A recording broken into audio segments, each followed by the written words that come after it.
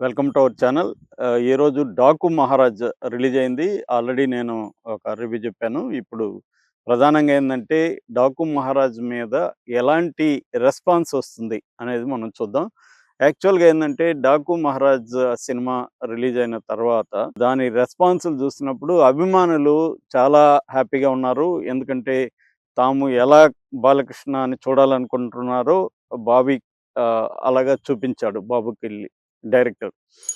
కానీ మామూలు ప్రేక్షకులు మాత్రం మిక్స్డ్ రెస్పాన్స్ వస్తుంది. సో, అసలు ఎందుకు ఇలాంటి మిక్స్డ్ రెస్పాన్స్? ఆల్రెడీ 'గేమ్ చేంజర్‌కి' అదే పరిస్థితి. 'డాకు మహారాజు' కూడా మిక్స్డ్ రెస్పాన్స్ ఎందుకొస్తుంది? ఎందుకు యునానిమస్‌గా హిట్ అనే టాక్ రాలేదు? 'పుష్ప 2'కి చూసాం మనం, యునానిమస్‌గా హిట్ అనే టాక్ వచ్చింది. కానీ 'డాకు మహారాజ్' విషయం గాని, లేకపోతే 'గేమ్ చేంజర్‌కి' గాని యునానిమస్‌గా రాలేదు. దీనికి ప్రధాన కారణం ఏందని చూసినప్పుడు ఒకసారి మనం సినిమా ఎలా ఉందో చెప్పుకుందాం. బేసిక్‌గా ఈ కథ గురించి చెప్పాలంటే మనకి మదనపల్లి, చిత్తూరు జిల్లాలో మదనపల్లి హిల్స్ ఉంటాయి. Arch hills. అక్కడ కృష్ణమూర్తి అని ఒక అతనుంటాడు. అతను ఒక స్కూలు నడుపుతుంటాడు. అతను విద్యావేత్త. దాని తర్వాత అతనికి కాఫీ తోటలుంటాయి. వాటిని ఆహ్, త్రిమూర్తులనే అతనికి లీజుకిస్తాడు. సో, అతనేమో వన్యమృగాల స్మగ్లింగ్ చేస్తుంటాడు.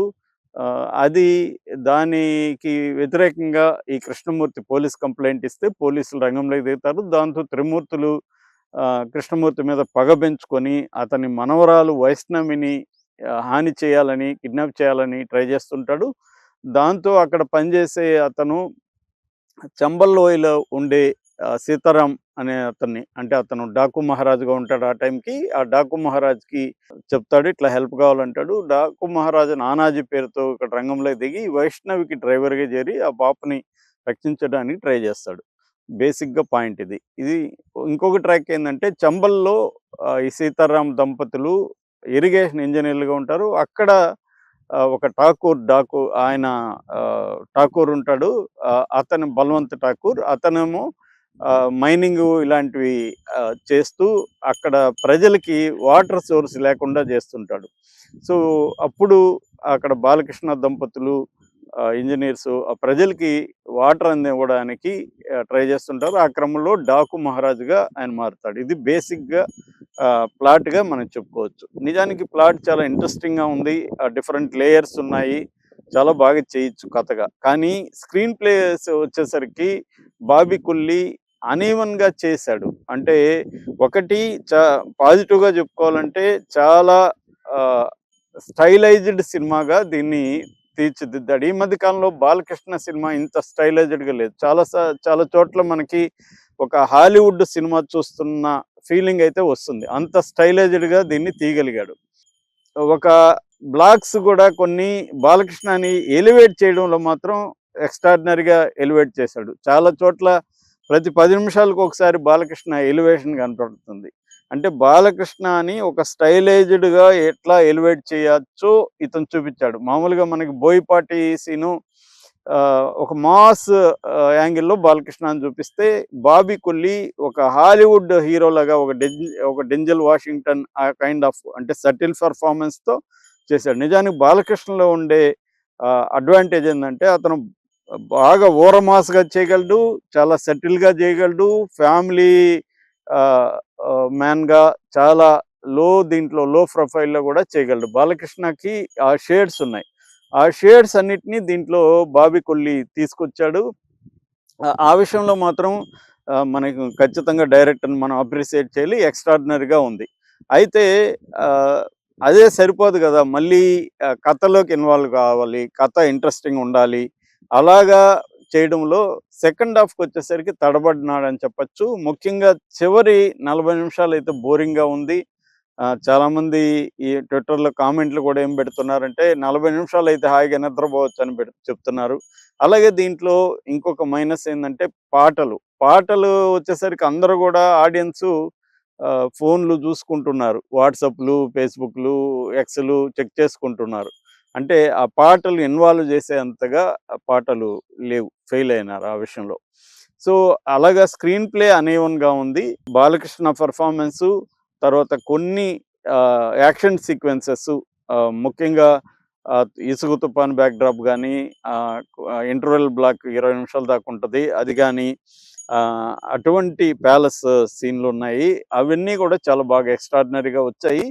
ఆహ్, అది ప్లస్ అని జెప్పుకోవచ్చు. అలాగే దీనికి ఇంకొక ప్లస్ ఒచ్చి కెమెరా వర్క్ వండర్‌ఫుల్‌గా ఉంది. కన్నం జేశారు. ఆహ్, అది డిఫరెంట్ లొకేషన్స్ మనకు కనబడతాయి. ఆ డిఫరెంట్ లొకేషన్స్‌ని కలర్ టింట్ గానీ, ఫ్రేమింగ్స్ గానీ, బాలకృష్ణని ఎలివేట్ చేయడం గానీ, అవన్నీ గూడా కెమెరామెన్ ఎక్స్‌ట్రార్డినరీగా చేశాడు. నెక్స్ట్ చెప్పుకోవాల్సింది తమన్. తమన్ బాలకృష్ణ అంటేనే రెచ్చిపోతాడు. ఆహ్, ఎందుకంటే అతనికి ఒక రకంగా మా నాన్న లేని లోటు నాకు బాలయ్య బాబు తీరుస్తున్నాడని గూడా మొన్న గూడా చెప్పుకున్నాడు. సో, స్పీకర్‌లు బద్దలైపోతాయన్నాడు. అది కరెక్టే. చాలా చోట్ల విపరీతంగా మ్యూజిక్‌తో ఎలివేషన్స్ ఉంటాయి. మామూలుగా లేవసలు. అవన్నీ మాత్రం ఫ్యాన్స్‌కి పండగ. బాలకృష్ణ ఫ్యాన్స్‌కి మాత్రం పండగ. తమన్ ఆ వర్క్ అయితే బ్యాక్‌గ్రౌండ్ మ్యూజిక్ వర్క్ చాలా ఎక్స్‌ట్రార్డినరీ చేశాడు. బట్ మామూలు ఫ్యామిలీ ఆడియన్స్‌కి ఒక్కోసారి అది వెరీ లౌడ్‌గా గూడా అనిపిస్తా ఉంటది. So, that is the plus and minus of background score. ఓవరాల్‌గా బ్యాక్‌గ్రౌండ్ స్కోర్ అయితే ఖచ్చితంగా చేశారు. ఆహ్, సో, ఆ పాప చాలా చేసింది. సెంటిమెంటల్ సీన్‌లంతా గూడా చాలా బావున్నాయి. ఆహ్, దీంట్లో 'ప్రజ్ఞా జైస్వాల్' కంటే గూడా ఆహ్, శ్రీనాథ్ 'శ్రద్ధా శ్రీనాథ్' ఉంది గదా! ఆమెకి మంచి ఫుటేజొచ్చింది. స్క్రీన్ టైమ్ బావుంది. ఆమె క్యారెక్టర్ గూడా డిజైన్ జేశారు. ఆ క్యారెక్టర్ ఏంటి, 'శ్రద్ధా శ్రీనాథ్' క్యారెక్టర్‌కి బాలకృష్ణకున్న సంబంధం ఏంటి, ఇవన్నీ స్క్రీన్ మీద చూడాలి. పెద్ద ట్విస్ట్‌లు, టర్నులు స్క్రీన్ ప్లేలో ఏమి లేవు. ఆహ్, ఒక దశ దాటినాక ప్రిడిక్టబుల్‌గా అయిపోతుంది. కథగా విన్నప్పుడు ఇంట్రెస్టింగ్‌గా ఉంది గానీ, సీన్‌లలో అన్‌ఫోల్డ్ అయ్యేసరికి ఆడియన్స్ ప్రెడిక్ట్ చేసేయడం మొదలుపెడతారు. సో, అందువల్ల మిక్స్డ్ టాక్ ఉంది. ఎందుకంటే ఇది ఫ్యాన్స్‌ని దృష్టిలో పెట్టుకొని సినిమా తీసినట్టుగానే ప్రధానంగా కనబడుతుంది గానీ, ఫ్యామిలీ ఆడియన్స్ కావచ్చు, అర్బన్ యూత్ కావచ్చు, ఇలాంటోళ్ళు ఆహ్, ఇంత లెంగ్తీ సినిమాని చూస్తారా అనే డౌట్. ఎందుకంటే ఎడిటింగ్ విషయంలో ఇంకొక 40 నిమిషాలు కట్ చేసేసుండొచ్చు. అనవసరంగా లెంగ్త్‌లు చాలా చోట్ల ఉన్నాయి. అవి గాని కట్ చేసి క్రిస్ప్‌గా తీసుంటే చాలా బావుండేది. 'గేమ్ చేంజర్‌లో' కూడా ఇదే ప్రాబ్లమ్. నేను రివ్యూలో చెప్పిన 'గేమ్ చేంజర్‌లో' కూడా లెంగ్త్‌లు ఎక్కువున్నాయి. చాలామంది ఈ మధ్య ఏమనుకుంటున్నారంటే 3 అవర్స్ పెట్టాలి.